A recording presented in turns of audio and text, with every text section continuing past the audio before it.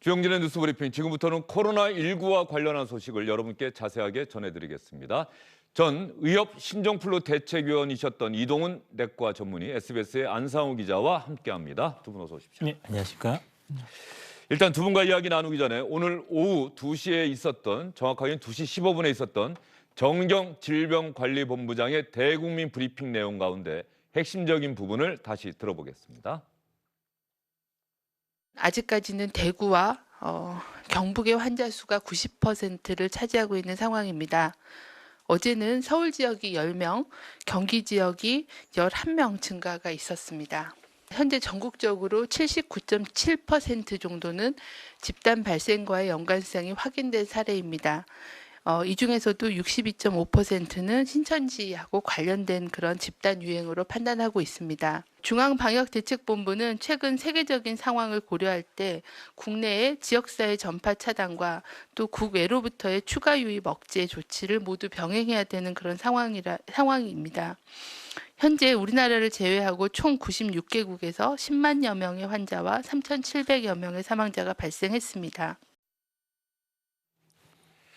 지금 정은경 질병관리본부장의 이야기를 보면은요, 우리 국내 상황뿐 아니라 이제는 유럽 지역을 중심으로 해서 확산세가 또 이어지고 있기 때문에 다른 나라 상황까지 예의주시해야 되는 상황이다. 또 이렇게 이야기를 하고 있어요. 예, 맞습니다. 지금 우리나라가 지금 오늘 7,300명에 올라간 것들은 대부분 신천지라는 아주 특수한 집단의 환자들이거든요. 네. 다시 2월 19일로 돌아가 보면은 그때 우리가 한두 명씩 발생됐었거든요. 이 집단이 지금 발견돼 가지고 지금 확인이 된 숫자고요.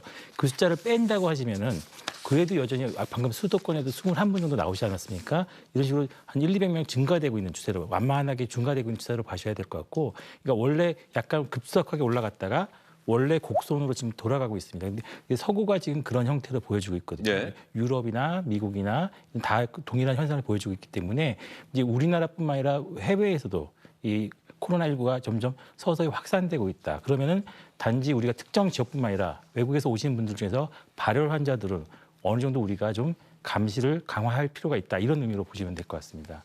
어쨌든 12일 만에 추가 확진자 수가 200명대로 떨어졌다. 이 부분은 그래도 조금은 이전보다는 안심할 수 있는 상황이 된 건지 전문가로서는 어떻게 평가하십니까? 지금 우리가 신천지 집단에만 지금 집중하고 있었거든요. 근데 다른 수도권 지역에서도 실제로 고열 환자들이 있는데 우리가 검사를 보내보면은 신천지랑 연결고리가 없다고 해서 검사를 안 하는 경우도 있었습니다. 네. 지연되기도 하고.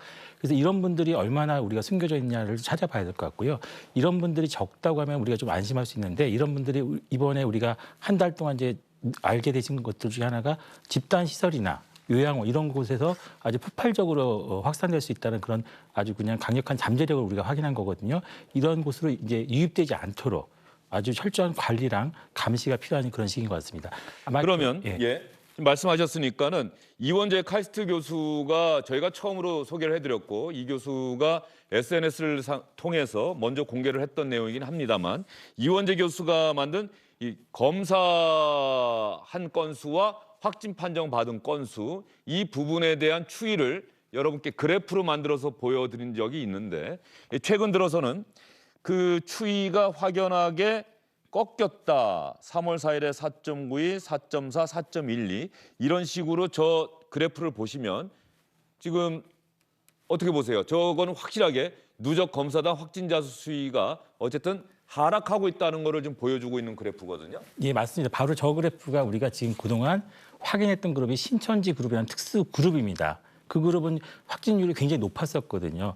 그 외에 다른 일반 대구 시민 중에서도 일반 대구 시민은 확진율이 좀 낮았고요. 신천지 연관 그룹은 높았습니다. 그러니까 네. 우리가 지금 신천지 그룹에 집중했기 때문에 이렇게 높게 나왔다가 지금 다시 원래 곡선으로 돌아가고 있는 거죠. 그러니까 지금 완전히 좀 더 떨어지면은 우리가 이제 신천지의 영향력을 뺀 진짜 우리 환자, 지역사회 감염이 어느 정도인지를 파악할 수가 있을 것 같고요. 그런데 이 코로나19가 조금씩 확산은 되고 있었어요. 그동안 수도권 지역에서도 산발적으로 나오고 있었기 때문에 우리가 여전히 경계는 좀 지속해야 되지 않을까 생각이 됩니다. 말씀하신 거를 요약을 하면은 신천지라고 하는 우리가 미처 예상하지 못했던 신천지를 중심으로 한 집단 감염은 이제 검사와 확진 판정받은 것이 거의 마무리돼 가고 있다. 지금 통계 그래프가 그걸 보여주고 있는 건데 신천지를 제외한 다른 곳에서도 소규모 집단 감염의 사례가 나타나고 있기 때문에 긴장을 늦출 수는 없는 상황이다. 그러면 조금 전에 그 그래프를 직접 만든 이원재 교수와 주영진의 뉴스브리핑팀에서 전화 통화를 해봤습니다. 이 전문가는 이 그래프가 무엇을 의미하고 있는 건지 어떻게 설명을 하는지 시청자 여러분 잘 들어봐 주시기 바랍니다. 전체적으로 일일 확진자 수가 굉장히 폭발적으로 증가를 하다가 최근 한 8일 동안 이게 점진적으로 감소를 했거든요. 그 어느 날은 되게 하루에도 되게 통계적으로 유의미하게 감소한 날이 있었고 최근 한 3, 4일간은 그 차이를 봤을 때 통계적으로 유의미하게 감소하고 있습니다. 일본에서 뭐 예를 들어 100만 명당 확진자 수가 얼마이기 때문에 한국이 심각하다 이런 평가를 한 적이 있었는데요. 이거는 사실 객관적인 평가 기준이 아닙니다. 그러니까 국가 간 비교를 하기 위해서는 인구 대비 확진자 수와 인구 대비 검사자 수를 따로 구한 다음에 이 둘 사이를 조합을 해야 되거든요. 그래서 그 결과가 검사자 대비 확진자 수가 되는 것입니다. 이원재 교수는 검사자 대비 확진자 수가 중요하다 이렇게 이야기를 하고 있습니다. 안상우 기자, 오늘 정부의 대국민 브리핑 코로나19와 관련해서 우리가 주목해서 봐야 하는 오늘의 상황 지금 갖고 나오신 것 같은데 어떻게 정리할 수 있을까요? 먼저 크게 세 가지로 제가 정리를 해봤는데요. 예. 먼저 첫 번째는 앞서서도 계속 말씀을 해주셨지만 확진자의 증가세가 서서히 줄어들고 있다는 부분입니다. 좀 더 쉬운 수치로 말씀을 예. 드리면 지난달 29일에 하루 동안 신규 확진자가 909명이 나왔습니다. 예. 이때가 가장 많이 나왔는데 이 이후에도 하루에 600명 넘게 나온 적도 있고 400명, 500명 이렇게 많은 수치가 나오다가 어제 처음으로 신규 확진자 수가 300명대로 떨어졌고 오늘은 200명대로 떨어졌거든요. 그렇기 때문에 물론 제가 뭐 낙관론을 말씀을 드리는 건 아니지만 확진자의 증가 추세가 서서히 줄어들고 있다는 점은 분명히 지적을 그건 할 수 분명한 팩트다. 예. 그렇게 말씀을 드릴 수 있을 것 같고요.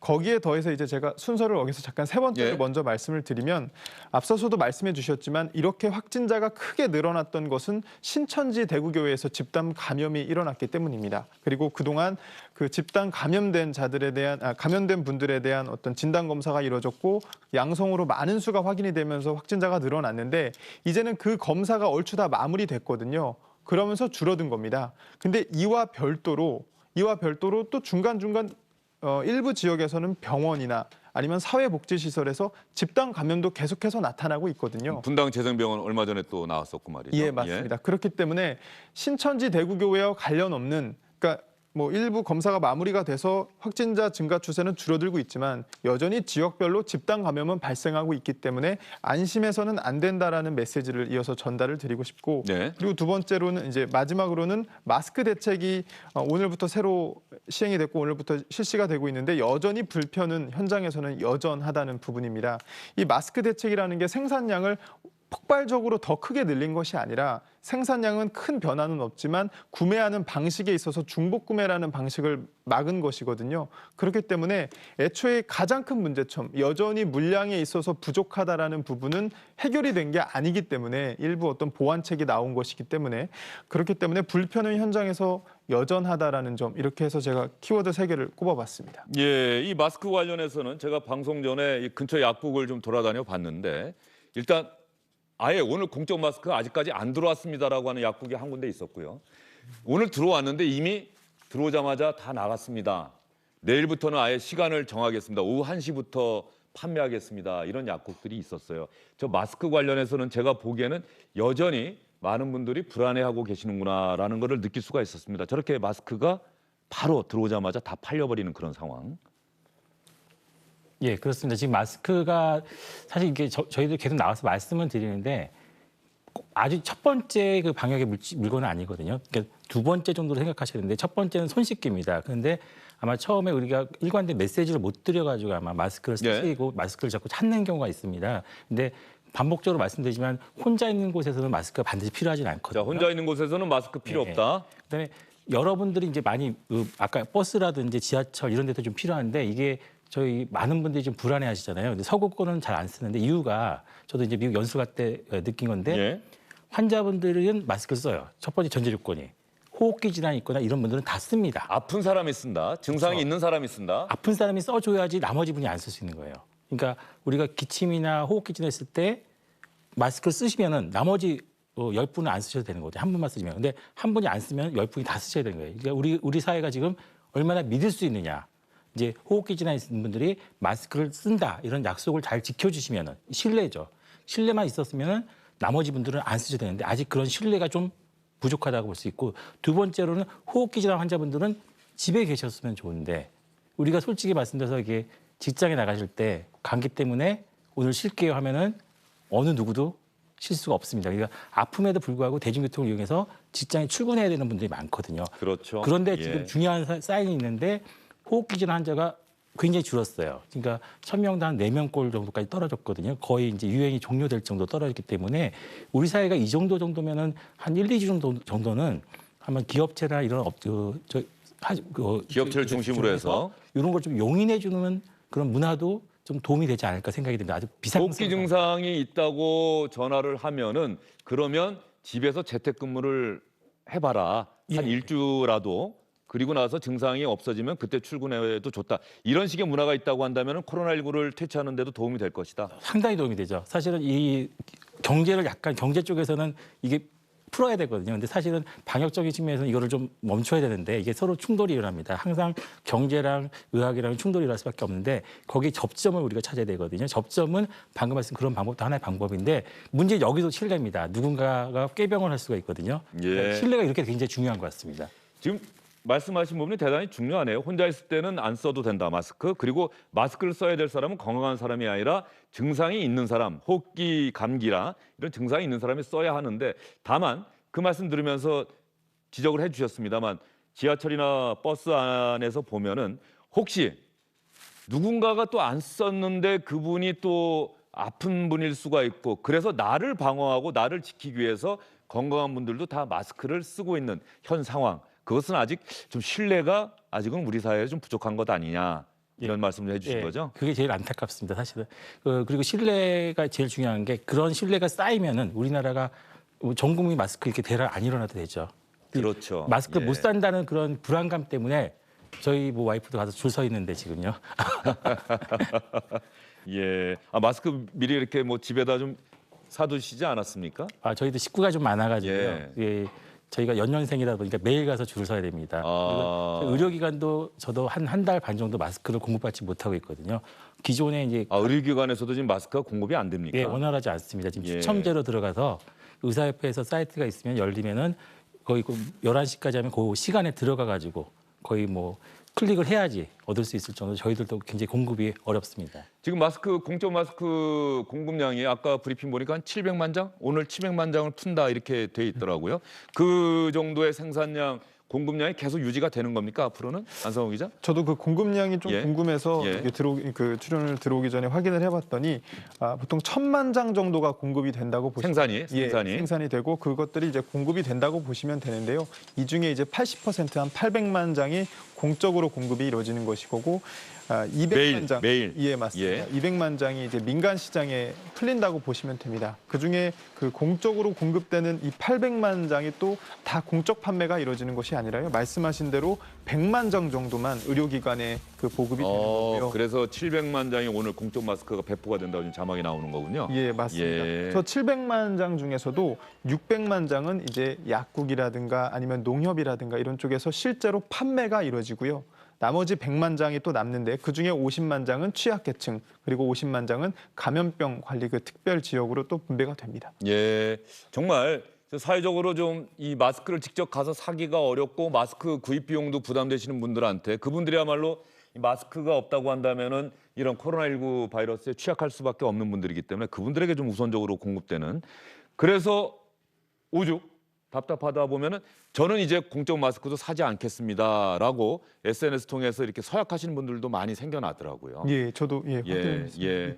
나는 마스크를 안 쓸 테니까 오히려 더 필요한 분들에게 마스크가 공급됐으면 좋겠다. 그런 아이디어 같은데 지금 공적 마스크 구매 여러 번 말씀을 드렸습니다만 간다고 해서 다 살 수 있는 게 아니잖아요. 네, 지금 맞습니다. 약사분이 하나 만든 이 손가락으로 표시한 게 상당히 화제가 되고 SNS에 많이 돌던데 안상우 기자가 다시 한번 어떤 월화수목금 어떻게 구매할 수 있는지 좀 설명 좀 해주시겠어요? 예, 그 월화수목금 그 각 요일마다 그 주민등록번호에서 생년월일 마지막 자리가 1, 6인 경우에는 월. 오늘 예, 그렇습니다. 그리고 순서대로 2, 7에 끝나는 경우에는 화. 저는 화요일이 되겠네요. 예, 3, 8에 끝나는 분은 이제 수요일 이런 식으로 순서가 돌아가고요. 토요일, 일요일에는 월요일에서 금요일 동안 구매를 못 하신 분들이 구매를 할 수 있습니다. 안상우 기자는 무슨 요일에 살 수 있습니까? 저는 수요일 날 살 수 수요일 있습니다. 날 태어난 해가 88년 88년이기 때문에 수요일이고 우리 언제 무슨 요일 날 살 수 있습니까? 저는 목요일입니다. 목요일에 태어난 해가 끝자리가 4년. 4년이기 때문에 저는 7년이기 때문에 화요일에 살 수가 있고 대리 구매가 가능하다. 문재인 대통령도 대리 구매의 범위를 더 넓혀야 한다라고 이야기를 했었는데 네. 대리 구매는 어떤 경우가 가능합니까? 대리구매 이제 대상자는 총 4분류가 있는데요. 먼저 10살 이하, 그러니까 좀 더 정확히 말씀드리면 2010년을 포함해서 그 이후에 출생한 분들에 대해서는 대리구매가 가능하고 또 1940년을 포함해서 그 이전에 출생하신 그 80살 이상 되시는 분들도 역시 대리구매가 가능합니다. 그다음에 장기 요양 급여 수급자와 장애인도 대리구매 대상자가 되는데요. 이분들에 한해서 이제 대리구매를 하기 위해서는 먼저 그 같은 집에 살고 있는 동거인이라는 것을 주민등록 등본을 통해서 증명을 해 주셔야 됩니다. 그것도 또 확인을 해야 되니까 이거는 또 우리가 양해를 해야 되는 부분이겠죠. 네. 아까 신뢰사회 말씀하셨는데 네. 그것도 믿을 수 있도록 하기 위해서 저런 신분증과 증빙 서류가 필요하다. 다만 대리구매도 태어난 해가 1년이냐 5년이냐에 따라서 그때그때 그 날이 다른 거겠죠. 예, 맞습니다. 저는 내 거를 오늘 사는데 나는 월요일 날 1년이나 6으로 끝나기 때문에 오늘 살 수가 있는데 내 아이는 끝자리가 7일이다. 그래서 내일 살 수 있는데 내가 오늘 왔으니까 오늘 내일 내 아이 것까지 좀 살게요 하면은 그거는 안 되는 겁니까? 예, 안 됩니다. 그 부분을 아마 가장 많이 궁금해하시는 것 같은데요. 대리 구매자도 대리 구매자의 날에 맞는 날에 가서 사셔야 됩니다. 그러니까 본인 것도 사고 대리 구매자 것도 사려면 원칙적으로는 각각의 날마다 한 번씩 줄을 서셔야 되는 겁니다. 부모가 1981년생이면은 끝자리가 1이기 때문에 월요일은 오늘 살 수가 있는데 자녀는 2012년생이다 그러면은 오늘 대리 구매할 수가 없고 내일 자녀 거를 대신 사려고 하더라도 내일 다시 또 공적 판매처에 가서 줄을 서서 기다려야 된다는 그런 말씀을 여러분께 전해드렸습니다. 저 부분은 계속해서 강조를 하고 있는데 아마도 여전히 좀 헷갈려 하시는 분들이 있을 것 같아서 안상우 기자가 잘 설명을 해주셨습니다. 마스크 구매, 마스크 정책과 관련해서는 그동안 여러 차례 정부 정책에 혼선이 있었고 정부에서도 문재인 대통령을 비롯해서 당국자들이 직접 국민에게 사과하는 일이 있었지요. 이제는 더 이상 그런 혼선이 없었으면 좋겠다. 마스크 대란 없었으면 좋겠다는 마음을 담아서 주영진의 뉴스 브리핑 팀에서 영상을 하나 준비해봤습니다.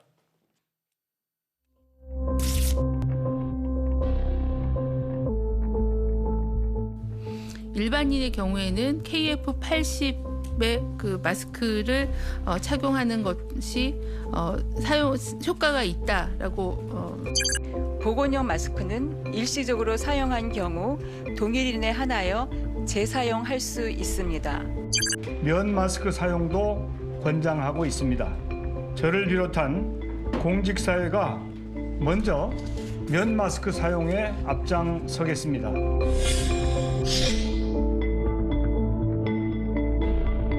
계속 이게 줄 서다 잘리고 일주일 내내 서갖고 2개 샀어요 나. 지금 영상에 나오는 마지막 분의 마음이 아마 마스크 사려 줄 섰다가 앞에서 잘리고 하면 정말 얼마나 많이 화가 나시겠어요. 그분들의 마음을 우리 영상에 그대로 담아서 여러분께 보여드렸습니다. 이제 그렇다고 해서 저런 일이 아예 없어지지는 않겠죠.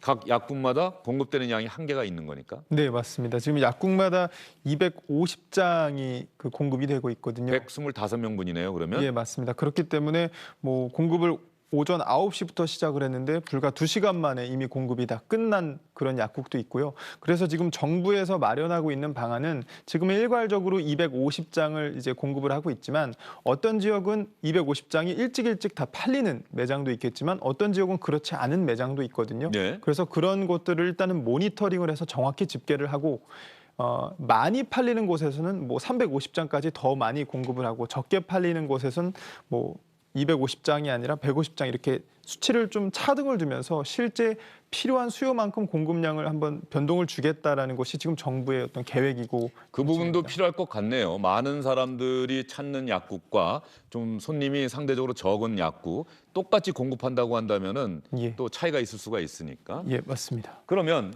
지금 정세균 총리가 뭐 면 마스크 이야기도 하고 그랬는데 사실 이 부분도 처음에는 면 마스크는 효과가 없다 이렇게 또 많이 알려지지 않았습니까?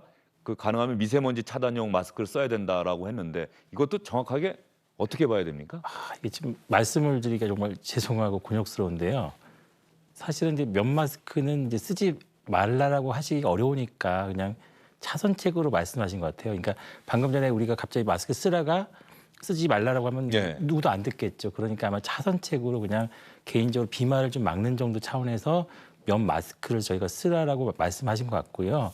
의학적으로는 이제 별 큰 도움은 안 되는 것으로 알려져 있죠. 그래서 저희가 이제 의학적으로는 이제 방금 말씀드렸듯이 의료인들은 반드시 뭐 마스크를 이제 뭐 KF80 이상의 마스크를 저희가 쓰라고 권장을 하고 있고 실제로 이제 의료기관에 왔을 때는 면 마스크는 큰 도움은 안 되는 걸로 되어 있습니다. 그래서 의료기관이라는 것은 또 환자분도 있을 수 있기 때문에 그럴 때는 좀 면 마스크가 아닌 그냥 의료용 마스크를 좀 쓰시는 게 차라리 더 낫고요. 그러니까 우리가 혹시 치과 같은 데서 보셨을지 모르겠지만 가벼운 덴탈 마스크라고 하는 게 있거든요. 네. 파란색으로 된 거. 오히려 그게 더 효과가 있다라고 알죠. 면 마스크보다는 예, 그래서 이렇게 여러 겹으로 돼 있는 것처럼 보이는 거 그거 마스크 예, 얘기하시는 예. 거죠? 오히려 예. 그것이 넓고 이렇게. 예, 예. 이게 그거는 약간 필터가 있어가지고 차라리 도움이 되는 걸로 돼 있고 의료기관에 왔을 때 이제 환자와 노출이 될 가능성이 높을 때는 그걸 쓰시고 아마 면 마스크는 이제 안 쓰셔도 되는데 굳이 뭐 꼭 없으면 좀 불안하다 아마 그런 것 때문에 말씀을 하신 것 같아요. 제가 뭐라고 말씀을 드리기가 좀 어려운 것 같아요. 지금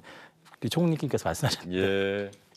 면 마스크는 효과가 없다는 말씀을 하시기가 좀 예. 조심스러워서 말씀을 하셨는데 정확한 정보는 알려드려야죠. 예. 면 마스크는 어쨌든 간에 바이러스 차단 효과는 제한적입니다. 제한적이다. 네. 떨어진다는 말씀을 네. 해 주셨습니다. 그러다 보니까 직접 요즘 마스크를 만들어서 쓴다라고 하면서 SNS에 올리는 분도 참 많더라고요. 그 면 마스크 사이에다가 일종의 필터를 넣어서 이렇게 만드시는 분들도 있는데 직접 만들어도 그렇게 하면 효과가 있는 걸까요? 조금은 도움은 되는 것 예. 같아요. 그래서 실제로 저희들도 이제 수술용 마스크 이런 데가 이제 부족하다 보니까 일부 선생님들은 공급이 이제 준비를 못 하신 분들이 계시거든요. 예. 그런 걸 그 덧대서 쓰시기도 하시고 아니면은 이제 뭐 이거 말씀하시면 안 되는데 예. 그 자외선 소독기 예. 같은 걸 활용하셔가지고 약간 더 연장해서 사용하는 분들도 계시긴 한 것 같습니다. 지금 나오는 것처럼 네. 이런 바이러스 차단 효과, 분진 포집 효율이 수제 면 마스크에다 필터를 사이에 끼워서 직접 만들어도 80% 이상은 나온다. 95%까지. 그러면 상당히 효과가 있는 거니까. 예. 항상 그 필터라고 하는 게 중요하겠군요. 예, 필터가 이제 우리가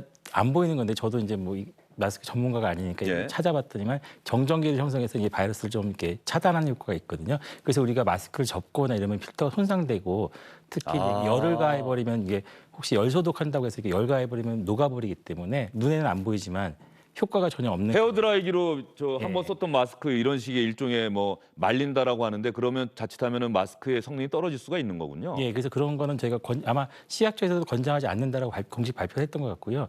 이거 중국에서 아마 그 발표가 나왔던 것 같은데 중국은 이제 저도 정확하게 모르겠지만 의료기관에서 아마 환자를 노출했었나 봐요. 노출하다 보니까 그럴 경우는 확실하게 바이러스를 사면시켜야 되거든요. 그러다 보니 고열을 해가지고 바이러스를 죽인다는 개념으로 그래서 녹은 거는 안 쓴다 그런 개념을 아마 발표를 했던 건데 그거에 아마 국내에 유입되면서 그런 이야기가 좀 나왔던 것 같습니다. 근데 사실은 이제 그렇게 되면 필터가 망가지기 때문에 우리 일반 국민들은 거의 확진자 환자를 만날 가능성이 거의 없거든요, 실제로. 그렇기 때문에 열 소독까지는 할 필요는 없을 것 같습니다. 예, 이 마스크 관련해서 상당히 많은 분들이 잘 아는 것 같은데 여전히 잘 모르는 부분이 상당히 많아요. 어쨌든 면 마스크는 현 상황에서는 효과는 별로 없다. 그래서 이 마스크 관련해서는 나오신 김에 신종플루 때는 마스크 이렇게 대란은 아니지 않았습니까? 그게 아마 지금 중국 때문에 그런 것 같습니다. 중국이 세계 최대 마스크 생산국이거든요. 사실은 중국에서 수출이 안 되면은 다른 나라들이 좀 부족할 수밖에 없습니다. 우리나라뿐만 아니라 지금 전 세계적으로 좀 부족하거든요. 중국의 인구가 10억이다 보니까 이쪽으로 전 세계 마스크가 가다 보니까 결국 우리나라뿐만 아니라 지금 미국에도 지금 미국에 있는 교수들 얘기 들어보니까 배급제하고 있대요. 대학병원에서 수술방에서 마스크를 하루에 한 장씩만 쓰라 이런 상황이기 때문에 이게 한국의 특수한 상황만은 아니고요. 그러니까 우리 정부가 뭐 약간의 실책은 했겠지만 이게 정부의 아주 결정적인 실책이라고 하기는 어렵고 전 세계적으로 공통된 상황 같습니다. 이거는. 예, 알겠습니다. 이 마스크 관련해서는 조금의 불편함은 있겠습니다만 어쨌든 1인당 2매씩 좀 살 수 있으면 참 좋겠다. 그러면 많은 분들이 더 안심하지 않을까 이런 생각이 듭니다. 오늘 주요 뉴스 때 제가 시청자분들께 소개해드린 내용 중에 하나가 서울 백병원인가요? 예. 한 환자분이 오셨는데 이 참 안타까운 일입니다. 어쨌든 확진 판정을 나중에 받으셨는데 그 판정을 받기 전까지는 대구에서 거주하고 있었다는 사실을 알리지 않았다 이렇게 알려지고 있는데 참 안타까운 일이에요. 예, 네. 처음에는 이제 그 마포구에 있는 가족의 거주지에서 자신도 거주를 했었다라고 하면서 제대로 밝히지 않은 것이 이제 알려졌는데, 근데 그분 입장에서도 그 이전에 다른 의료기관이라든가 아니면 다른 선별 진료소를 갔을 때 대구 지역에서 왔기 때문에 대구 지역에서 왔다는 사실을 밝혔기 때문에 오히려 진료를 거부를 당한 적이 있었던 것으로 지금 전해지고 있거든요. 그래서 그분 입장에서는 본인이 제대로 진료를 받기 위해서 일단은 이렇게 어떤 좀 속인 그런 부분이 드러난 것으로 보입니다. 이 참 이거 말씀드리기가 어렵습니다. 상황이 오죽 안 좋아졌으면은 이 대구에서 사실은 제가 살고 있습니다라는 이야기를 하지 않았다라고 하는 게 이제 문제가 되는 이런 이 현실이 좀 안타깝긴 하네요. 예, 그렇습니다. 지금 대구가 이게 특수한 상황이지 않습니까? 지역사회 감염이 좀 많이 의심되는 상황이기 때문에 이분들이 좀 이동하신 분이 좀 꽤 있었어요. 사실은 그 전에도. 근데 그분들 때문에 이제 접촉자로 해서 확진자 나오게 됐는데, 근데 문제는 의료기관들이 대응 능력이 그렇게 다 일률적이지 않습니다. 그러니까 어떤 의료기관들은 이런 얘기를 말씀하셨을 때 잘 대응할 수 있는 기관들이 있고요. 어떤 기관들은 대응이 안 되는 기관도 있거든요. 아마 백병원 정도면 대응이 됐을 기관이었기 때문에 말씀하셔도 됐는데 아마 이분 의료진도 아마 뭔가 의심이 됐으니까 검사를 했지 않겠습니까? 그래서 이런 대학병원들이나 이런 안심병원이라는 곳이 있거든요. 이런 곳에서는 내가 대구에서 왔다라고 말씀하셔도 진료를 받을 수가 있고요. 우리가 흔히 가는 동네 의원들은 대처 능력이 상당히 떨어질 수가 있습니다. 환자분이 같은 데 계시기 때문에 위험할 수도 있고요. 그래서 이런 것들을 정부에서 좀 이렇게 조정을 해주셨으면 좋겠는데 아직 그런 미세한 조정까지는 좀 못 되고 있는 것 같아요. 그러다 보니 실제로 1차 의료기관 오셔서 1차 의료기관 원장님도 무방비 상태로 이제 환자 접촉하시고 네. 병원이 또 폐쇄되고 이런 경우도 있습니다. 지금 현재. 그러면 이런 경우도 우리가 현재 특수한 상황이고 감염병 예방법에 의해서 일종의 업무 방해 이런 행위에 해당이 됩니까? 그런 얘기를 정확하게 사전에 고지하지 않았다라고 하는 부분은 사실은 저희 의사들이 그렇게까지 법적인 조치까지 따지고 들으면 뭐 거의 없으시고요. 되게 열심히 저희가 문진을 해가지고 그런 것들을 이제 밝혀내려고 많이 하시죠. 아마 이번에도 백병원 의료진 분께서 계속 반복적으로 이제 질문하셨던 것 같고 저도 역시 마찬가지로 환자분이 오시면은 대구에서 오셨는지 다 여쭤보고 있거든요. 그런 과정을 통했을 때 또 여기서 똑같은 말씀드리는데 신뢰가 되게 중요합니다. 뭔가 정확하게만 정보를 주시면은 저희들이 환자분을 위해서 최선의 방법을 찾아 드립니다. 근데 뭐 진료가 안 된다 그러시니까 여기서 끝났나 보다 생각하시지만 그럼 내가 어떻게 하면 진료를 받을 수 있습니까? 여쭤보시면은 어떻게 하시면 됩니다라고 이렇게 안내해 드릴 수가 있거든요. 많은 분들이 그런 생각을 하실 수도 있을 것 같아요. 요즘 같은 상황이 호흡기 증상 때문에 가면은 코로나19 때문에 그러면 의사가 나를 치료해 주지 않고 선별진료소 가보세요. 보건소에 가보세요. 이렇게 이야기하지 않을까. 치료를 안 해주고 나는 지금 급한 게 감기 같아서 감기약을 처방받았으면 좋겠는데 안 해줄 거다. 이렇게 생각할 수가 또 있지 않겠습니까? 예, 맞습니다. 바로 그런 것들 때문에 저희들도 굉장히 어려워지고 있는데요. 실제로 환자를 진료하다 보면은 이제 뭐 어저께도 저희 인근에서 그런 일이 있었는데 감기랑 똑같다 그러시는데 이제 코로나19로 나왔어요. 근데 그분은 다행히 이제 환자분하고 이제 접촉 거리를 좀 두시고 서로 상호 간에 마스크를 좀 쓰시고 진료를 했기 때문에 특별하게 큰 접촉이 없기 때문에 그대로 진료를 가능하게 됐는데 이제 우리가 이제 마스크를 이제 쓰시고 오는 게 중요한 게 병원에서 환자분이 마스크를 쓰시고 계시면은 비말이 날아가지가 않습니다. 그러다 보면 의료진도 보호가 되거든요. 이제 의료진이 보호된다는 말은 무슨 말씀이냐면 의료진이 또 다른 환자분을 또 진료할 수가 있거든요. 그러면 의료진이 감염되면 또 다른 환자들한테 또 전파시킬 수 있기 때문에 예. 저희가 의료진 보호에 굉장히 신경을 많이 쓰는 거고요. 저희를 위해서 이제 마스크 써달라는 게 아니라 다른 분들을 위해서 써달라는 겁니다. 그래서 의료기관 내에서는 반드시 진료실에 들어와서 또 벗으시는 분이 있어요. 말씀하시기 때문에. 그런 것들은 좀 피하시고 그것만 잘 지켜주신다면은 아마 진료가 가능하고 근데 각 병원마다 영향은 좀 달라요. 어떤 병원들은 내가 너무 준비가 안 됐다 이런 병원도 예. 있고 어떤 병원은 우리가 준비가 잘 돼가지고 그렇게 진료를 할 수 있는 병원이 있습니다. 그래서 의료기관 가시기 전에 미리 전화를 하셔가지고 문의하시면은 다 안내를 해드리고 있습니다. 관련해서 사실은 조금 전에 그 백병원의 그 사례는 어쨌든 대구 거주 사실을 미리 알리지 않았다 이런 부분 때문에 조금은 논란이 되고 있는 건데 신천지 다니는 신천지 신도라고 하는 것을 알리지 않고 숨기는 사례가 참 많았다 이런 얘기는 계속 나오지 않았습니까? 네, 맞습니다. 실제로 뭐 최근에는 그 생활치료센터에 입소를 거부했던 그런 사례도 있고요. 그리고 과거에 그러니까 뭐 제가 이름을 여기서 구체적으로 밝히기는 어렵지만 예. 부산의 한 요양병원에서도 최초 감염자분께서는 결국에는 본인이 대구를 다녀오지 않았다. 그리고 신천지 신도가 아니라고 했는데 결국에는 그런 것들이 차례로 밝혀진 적도 있거든요. 그래서 신천지 신도분들께서 제가 정확한 이유는 모르겠지만 여러 가지 이유로 본인의 신분을 드러내지 않기를 원하시는 경우가 많은데 그렇게 됐을 때 오히려 방역 과정에서 악영향을 주는 사례는 상당히 많은 것 같습니다. 예, 관련해서 주영진의 뉴스 브리핑팀에서 이 신천지 신도들이 자신의 신분을 숨기고 알리지 않고 또는 아예 어떤 의사와 관련해서 의사 방역 당국에서 신천지 신도면은 이런 검사를 받아야 되겠습니다라고 권유까지 했는데 심지어는 도주하는 일까지 있었다라는 사례가 있어서 저희가 영상으로 한번 만들어봤습니다.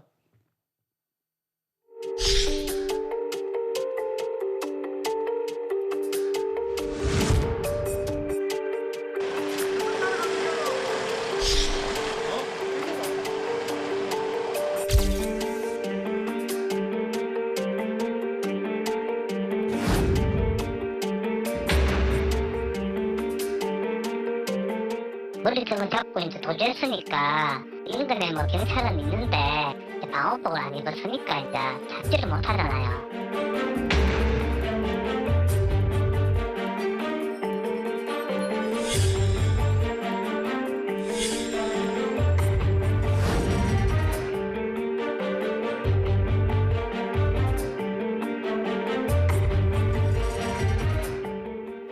그러면 신천지 신도들은 왜 이렇게 자신의 신분을 애써 숨기려 하는 것인지 신천지를 오랫동안 연구해 왔고 잘 알고 있는 구리이단 상담소의 신현욱 소장의 이야기 들어보시죠. 내가 검사를 받아가지고 확진이 됐을 때 신천지라는 게 드러남으로 해서 신천지 조직 자체 이미지를 나쁘게 한다는 것에 대한 그 염려, 신천지 집단이나 조직에 피해를 끼칠 수 있다는 것에 대한 우려하는 마음. 그러다 보니까 신천지라는 걸 숨기는 사례들이 나타나는 거죠. 신천지와 관련이 없는 확진자들로 분류된 사람 중에도 세밀히 조사해 보면 신천지와 연관된 사람인데 그 사실을 숨기는 사람들이 다수 있을 거라고 봐요. 검사 거부자나 또 전화 수신 거부자, 신천지 신도라는 사실을 감추는 자들이 자신이 신천지 신도라는 사실이 드러나는 것보다 더 큰 불이익을 당할 수 있다는 점을 그들 스스로 체감하도록 법적으로 강력하게 처벌을 해서 그래서 그들이 좀 두려움을 가져야 이러다는 처벌받겠구나 하는 것에 대한 어떤 두려움을 갖도록 그래 강력한 어떤 법적인 처벌 그것만이 그들을 양지로 끌어낼 수 있다고 생각을 해요. 네, 더 큰 처벌을 받을 수 있다. 신천지에 가는 피해보다 더 큰 처벌을 받을 수 있다는 것을 확실하게 숙지를 시켜야 이런 현상들이 조금은 적어질 것이다. 이렇게 이야기를 했습니다. 그러면 김강림 보건복지부 차관이 이런 검사에 응하지 않을 경우에 어떻게 되는지 국민들에게 한 브리핑 내용 한번 들어보시죠. 일반적인 역학조사에 대해서는 그 감염병 예방법이 강화되면서 벌칙도 굉장히 강해졌습니다. 그래서 역학조사에 응하지 않거나 그 고의적으로 역학조사를 담당하고 있는 공무원들을 방해하거나 하는 행위들이 일부 보고가 된 사례가 있는데 이 점에 대해서는 강한 조치가 있고 또 벌칙도 최근 법 개정을 통해서 2년 이하의 징역이나 2천만 원 이하의 벌금에 처할 수 있다라는 뭐 이런 말씀도 드립니다. 예, 이 부분을 꼭 명심해 주시기 바랍니다. 이 신종플루를 처음부터 끝까지 다 보셨으니까 이 코로나19도 이제 많은 분들이 궁금해하시는 게 이건 아마 좀 대답하기는 어려우실 것 같아요. 언제쯤 우리가 안심할 수 있는지는. 다만 어떤 신규 확진자 수가 어느 정도까지 감소한다거나 뭐 이럴 경우에는 조금 이제 안심해도 된다라고 하는 말씀을 해 주신다면. 사실은 좀 이렇게 저희가 말씀드리기 어려운 면이 있는데요. 이게 우리나라가 신천지 집단에 아주 폭발적인 환자가 발생을 했습니다. 이 곡선을 지금 넘어가고 있는 셈이거든요. 그래서 원래의 그 그래프로 가고 있는 상황입니다. 그래서 저희 나라가 이제 그 전 세계 순위도 이제 좀 2위에서 3위로 떨어지고 있고 아마 다른 나라가 우리보다 좀 앞설 수도 있습니다. 그래서 다른 나라하고 비슷한 정도의 규모로 이제 환자가 조정이 된다 그러면은 아마 줄기는 어렵고 조금씩 늘어나갈 수밖에 없거든요. 구조적으로. 그렇게 된다 그러면은 조금 이제 다른 나라랑 비교적 비슷한 상황이라고 볼 수가 있고요. 가장 중요한 건 이제 백신이 개발되면은 우리가 굉장히 안심할 수가 있어요. 백신이 개발된다면 그러면 우리 치료제와 동시에. 예, 그러면 우리가 예. 안심하고 진료도 가능하고 사회에서도 격리가 필요 없을 테니까 그게 아마 가장 좋은 시그널이 아닌가 생각이 들고요. 예, 이제 폭발적으로 이제 환자가 발생만 안 하면은 그러면 좀 이게 우리가 어느 정도 안심하고 살 수 있을 것 같은데 지금 이게 항상 그 예측할 수가 없는 거라서 예. 불똥이 어디 있을지 모르니까. 알겠습니다. 전문가분들도 아마 그 부분은 대단히 조심스러울 수밖에 없을 거라고 생각합니다. 오늘 두 분 말씀 잘 들었습니다. Broken heart can't be that bad when it's through. It's through.